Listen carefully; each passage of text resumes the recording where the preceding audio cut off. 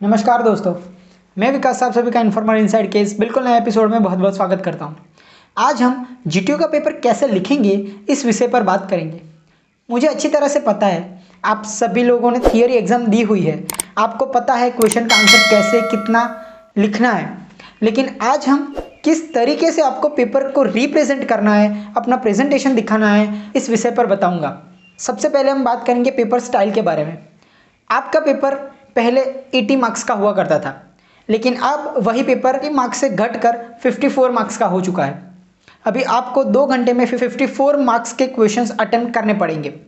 इन question में आपको total 7 question दिए होंगे, जिनमें से क्वेश्चन 6 होंगे जो आपके डिस्क्रिप्टिव होंगे और क्वेश्चन 7 आपका 1 लीनियर या तो फिर कह लीजिए कि डेफिनेशन इस फॉर्म में होगा। क्वेश्चन 7 अटेम्प्ट करना कंपलसरी है, जिसमें आपको 3 ऑप्शन मिलेंगे, लेकिन question 1 to question 6 in 6 sets में से आपको कोई 3 सेट लिखने हैं। आपका पासिंग मार्क्स का क्राइटेरिया 22 या 23 मार्क्स जितना हो सकता है। सबसे पहले अगर मैं आपको बताऊं तो आपको क्वेश्चन 1 से लेकर क्वेश्चन 6 को पहले लिख लेना चाहिए। अगर आपको क्वेश्चन 7 परफेक्टली आता है तो आप उसे पहले अटेम्प्ट कीजिए, नहीं आता है तो उसे रहने दीजिए, क्योंकि वो सिर्फ 6 मार्क्स का होगा, लेकिन जो 48 मार्क्स का आपका पोर्शन है वो क्वेश्चन 1 टू क्वेश्चन 6 में है। इसीलिए पहले 3 सेट्स आप जल्दी से लिख लीजिए। अगर टाइम नहीं हुआ तो फिर आपको प्रॉब्लम हो सकती है, इसीलिए पहले आप क्वेश्चन 1 2 3 ऐसे 3 सेट्स आप लिख लीजिए। अब बात करते हैं कैसे लिखना है। आज तक आप सभी लोग पेपर लिखते आए हैं, आप सभी लोग प्रोसेस में पॉइंट्स बनाकर, मेथड्स में पॉइंट्स बनाकर लिखते हैं, मुझे अच्छी तरह से पता है। लेकिन आप अपने आप को टीचर्स की जगह पर रख के देखिए, वो भी ऑनलाइन पेपर चेक करेंगे। आपको अगर ऑनलाइन पढ़ने में ही मज़ा नहीं आ रहा तो उनको ऑनलाइन पेपर चेक करने हैं, उन्हें कैसे मज़ा आएगा? तो हमें उन्हें मज़ा दिलाना पड़ेगा, जिससे कि हमारे मार्क्स ज़्यादा बढ़ेंगे। मज़ा बढ़ाने के लिए आपको फ्लो चार्ट में लिखना होगा, कुछ इंपॉर्टेंट कीवर्ड्स को अंडरलाइन करना पड़ेगा, टाइटल को बीच में रखना पड़ेगा, उसे बॉक्स करना पड़ेगा, सर्कल करना पड़ेगा। ऐसे करके आप प्रेजेंटेशन अपना बहुत बढ़िया तरीके से सुधार सकते हैं, जिससे कि आपके मार्क्स मिलने के चांसेस बहुत ज़्यादा बढ़ जाएंगे। इसके अलावा आप पॉइंट्स बनाकर लिख सकते हैं। कुछ क्वेश्चंस ऐसे होते हैं जिनमें पॉइंट्स बनाकर लिखना पड़ता है, आप डायरेक्टली फ्लो चार्ट बनाकर नहीं लिख सकते। इन क्वेश्चंस में आप पॉइंट बनाकर लिखिए, लेकिन आपका जो कंटेंट है वो सेपरेट होना चाहिए, वो ऐसे मिक्सअप नहीं होना चाहिए, जिससे कि टीचर को प्रॉब्लम ना आए उसे चेक करने में और आपके कोई भी कीवर्ड्स हो वो मिस ना हो जाए।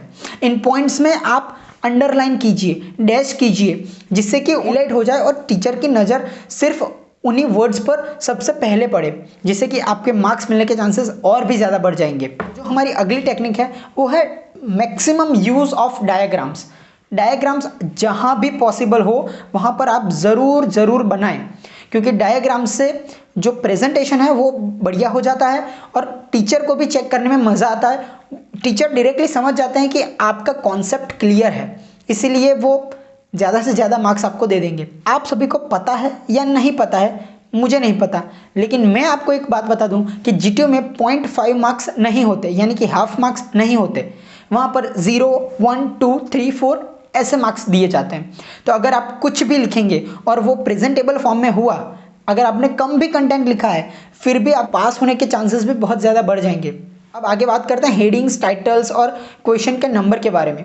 अगर आप क्वेश्चन के नंबर लिखो तो पेज के बीच में लिखो, ना कि साइड में छोटे अक्षरों में। नया क्वेश्चन नए पेज से स्टार्ट कीजिए, छोटे छोटे हैंडराइटिंग में मत लिखिए, थोड़ा बड़ा लिखिए। ये क्वेश्चन नंबर को आप बॉक्स कीजिए। इसके अलावा टाइटल्स, हेडिंग्स, ये सभी बहुत ज़्यादा इंपॉर्टेंट रोल प्ले करते हैं आपके मार्क्स मिलने में। जितने बढ़िया तरीके से आप टाइटल्स को, हेडिंग्स को डिस्क्राइब करोगे, उन्हें हाईलाइट करोगे, उतने ही ज़्यादा नंबर मिलने के चांसेस बढ़ जाएंगे। इसीलिए सबसे ज़्यादा हाईलाइट और इन चीज़ों पर आप ध्यान दीजिए।